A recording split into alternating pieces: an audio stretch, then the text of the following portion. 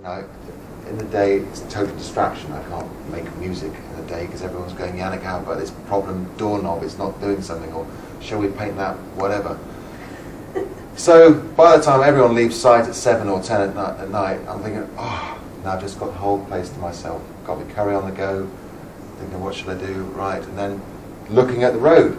I've kind of got my cards in place. Now I can compose for that situation there. It's not a mythical situation. And how do I do it? So I take Burt Kempfert records, because my father left his collection, and that's the most positive record that pops up. It's a big top 5 in my life. It's the most happy, middle-of-the-road music. But it's beautiful, and I can weave from my record player through my loop pedals these big slabs of sculptural sound. I kind of feel like a painter when I'm doing it, because they're all spindly, shifty kind of, you know, this. It's very interesting. I find it hard to make calm music, really them tender diddly doo-doos. So I knew that most of the cards would have spoken word in them, which means that I had to complement them with calm music. So I'd sit there going, just think, turn it down, you know. And it's the first time in my life I remember, you know, just keep it low all the way through, or no one will hear what they're saying, the message. So I did a whole bunch of that, and I found a new loop pedal online just before I did it. It was amazing, 8-second loop pedal that makes this, and it combines with all my other kit. And I'd sit there and I'd play it on the speakers in this reverberant space, and then the telly would start talking to me about the oil slick in the Gulf. So I'd turn the sound off, just press record from my desk, the telly's over there, the acoustic of the space, and it's a definite wake-up call that people can relate to. So yeah, that's going to go in, and maybe I'll do something under it. So only in those pressure moments, and then, you know, I'm up all night, imagine it, you know, I'm there, I'm falling asleep, I'm thinking, I've got to make some more tunes because the baby's not waking up yet, I've got to make some more tunes, I can get up later, I'll get up earlier, I'll just sleep when they've gone to school, I'll do it, and I'll wake up one day, I stuck something on, I was like, oh wow, this magical texture, which is the end card, the big cathartic card, which is what I really love. To sound for me is very spatial. You kind of sit in and occupy it, so I wanted to make this big washy thing that surrounds you, and it's kind of the chaos, the hectic, the optimism, the future, the empowering big piece. For me, it's very pleasurable, for some others not.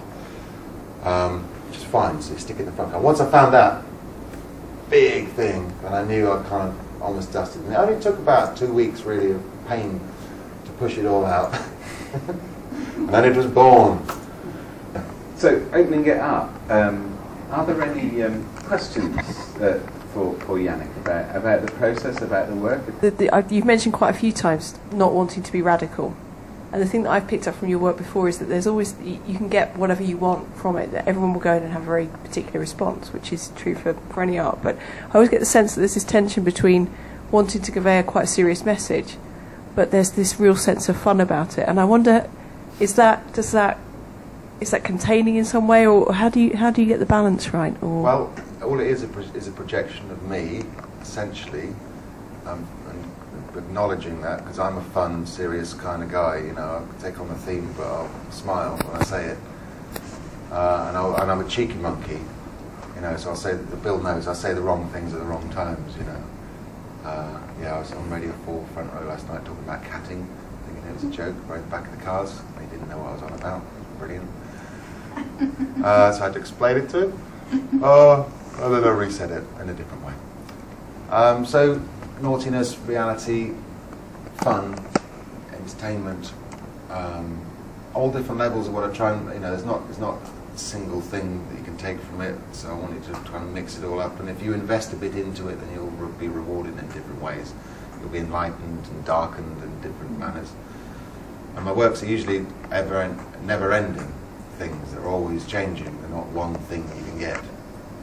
So it's open-ended. And it just, yeah, represents happy and dark, and sad and beautiful, and all things in between. What have you seen before? I went to the retrospective at the Blue Coat, so I saw lots of it. Yeah. Good, retrospective of 39, yeah. Cheeky monkey, I reckon. I'm only 39 when I did that. It was my suggestion. And she said, I was thinking the same thing. Well, let's do it then. I'm interested in the process of being an artist in residence, and whether you found the length of time that we gave you as an artist in residence to a sort of liberating thing, or whether actually being here for that length of time is quite hard. Do you consider 6 months long or short? Well, I'm asking you in terms of compared to the other sorts of work that you've done. When you guys took over trying to do the festival, it's quite a short amount of time to achieve what you've all achieved successfully. Well done. And I was kind of, oh yeah, coming on board, and as you know, kind of got, can we have an idea after Christmas? Right, okay. Limitation breeds creativity, so no problem there, and it's had phases. So 6 months was perfect. 6 weeks on site was perfect. I get anything done in the time given, so give me an hour to do it, or 6 months to do it, and I'll enjoy the process and hope to come up with something nourishing on the way. Given the time, it was a long build for me, 6 months on site. My retrospective... 6 weeks on site. Sorry, six weeks building on site. My retrospective took 10 days to put together. So it's just like, well, got ages, haven't we? The scale of space was enormous. And that allowed me to really embed with my ideas of going to get biodiesel. Like, while I'm here, I can have time to go out and meet that and do that as part of it. And then, all these dots get connected, and I enmesh within the positivity that I find around me.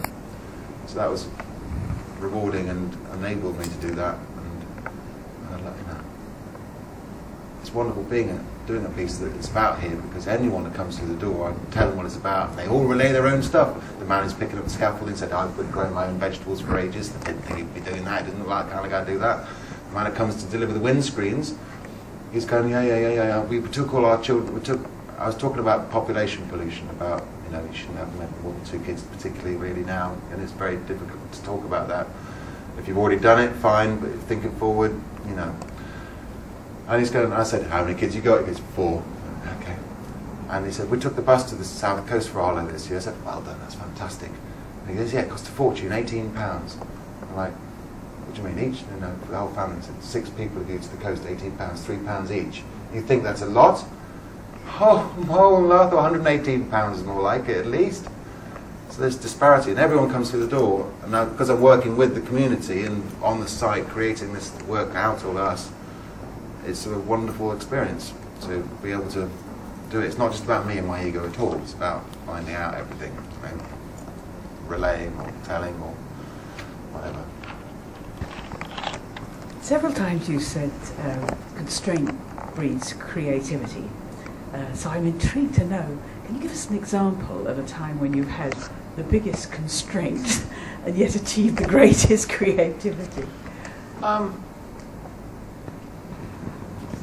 Well, if we go back to recorded delivery, which is what popped into my head, I've got no budget for that. I said, what's the budget for this, which I'd like to know. And they said, there isn't a budget, just tell us what you need. Oh, God, really? I want to know where I'm at, what the wall is, what my threshold is, of what I can achieve. I'm not going to say, like, I'm leading millions of pounds. Obviously, there's no money there. So, and the technology was not there. So I went to Dixon's and I said, what have you got? Cheap, that can record sound. They showed me this thing, and then serendipity showed me the little voice-activated, sound-activated dial. And out of that emerged a whole portrait of the post office. So there was no money. Now, maybe if I did it now, I'd have some great digital recorder that recorded 24 hours of it. It's the whole journey, it's an epic piece. I remember thinking at the time, that would be really boring to sit there and listen to it in real time. So serendipity showed its hand and said, there's this magic dial, and it can limit when the thing turns on and off depending on how loud the ambient volume is. If I bang the pass, that turns on. If I go, ooh, it doesn't. If I go, it does turn on. So that really little combination, right at the beginning, Genesis thing, I hope illustrates something like that. Yeah. If you say to anyone here that you can do anything you like, it's a nightmare. Nightmare. Like, this computer can do amazing anything. So a student comes to this and goes, I can do anything I like, look at this patch, I can do that. I said, don't care about what it can do, what's it doing? What's the end product of it? I don't want to talk about the patch, I want to talk about what the result is. Okay, any others? Now, I'd just like to say the other thing that you're doing as well is that a week on Saturday, and I think also a private event for the volunteers, thank you, event on Sunday. We have you here in a different guise. Yeah, I'm a DJ. You're a DJ. Now, throughout my 15-year career, I get really annoyed if people call me a DJ. Because I use record players in my concerts. I have multiple. I have a record player with 2 and 3 arms that started my career. I've travelled the world with my funny vinyl, and I'm known as playing with record players as source sound for creating soundscapes. So people say, yeah, DJ Janek. I'm like, no, DJ is definitely someone that plays other people's music for entertainment in a way. So, you know, I've had a bit of a hang-up about it. Then my daughter came along, she came to age 2, and I wanted to introduce her to sound. So the best way I can do that is give her an LP and go, look, it's on there, it's in the surface, look at it, you can touch it and feel it, Scarlett. She's, ooh. We put it on the little record player on the floor, and she physically watches the arm, not the magic of the machine this is. She watches it wobble. And I remember thinking, that's cool, she was really interested. And then this, whatever happy music came out, she started going like this, and I was like, yeah, come on, let's have a dance, it's great. I'm thinking, hang on. And I hate children's music these days, on the whole. I think it's saccharine and things, and it's all commercial, and what I grew up with, fantastic real musicians making real music, and actually, what I've got to buy this girl is the greatest dance music in the last 50, 60 years of history, so that she can have a sound education in real dancing music, not the the CDs, the compilations that buy for kids now. So I thought, well, what I've got to do is do that. So I went onto eBay, said record collection plus DJ 7-inch, and up popped the pub DJ who'd been retired. He's got a collection of all the classics, 100 quid for 250 records. She thinned them all out, got together a box of 200 of the finest dance tunes in the last 20 years, 60 years, according to me. Filled it up with other things. Got loads of children's records from the 50s, 60s, 70s, like, you know, The Wizard of Oz 1930, 78 LP or something. Got all this stuff together and thought, well, okay, I'm gonna do a party for her in the town. So I went to my local nursery. I said, would you like me to do my first Lucky Dip disco? Lucky Dip. The idea is you turn the box around if it's for adults, and they can look through and they go, yeah, I want that. Share the ego. And for children, I get a little selection, and we do traditional games. And I did it at the nursery, raised £750 for charity. The first thing I did it at church hall to make friends with my church school, and that seemed to work. And so this passion, you know, I'm a bit of a stupid clown.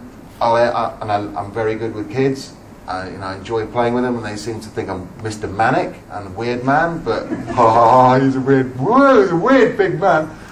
So I just get on the floor and roll around with them and play handbells and enjoy myself. And it became a second career. I'm actually doing weddings as well. Dave the Rave, who's photographing the show, I said, I don't think I should be doing weddings. It's a really important day, and I can say the wrong things, right? And I can get myself into trouble through my approach to life. But Dave the Rave said, Janek, it's easy, but if it's all going wrong, just put Shaka Khan on. The bride will love it, right? So I did my first wedding last autumn, and wonderful couple. They'd never danced together before. They actually chose their first dance by randomly picking out of my box, which is terrifying, because I got the Last Crucifixion of Christ 7-inch in there. It came out Good Vibrations. But it was going a bit flat in the middle, and I thought, right, okay, almost Shaka Khan cleared the floor. All right then, Bill Haley, Rock Around the Clock. The father of the groom had never danced for 40 years since his wedding. He came out, bang, it was all okay. So I gave myself a moniker DJ dedication, but really I'm just Janek. And the face painting I hope to be music icons like a David Bowie or Kiss, or not flowers and things, but kind of, you know, imagine all the kids looking like David Bowie running around. It's just genius. We look forward to that, and I'd just like to say thank you hugely for today, but thank you very much for all of your thoughts, words, conversations, and the work that you've made for Milton Keynes for the Festival. So thank you. Thank you for the opportunity.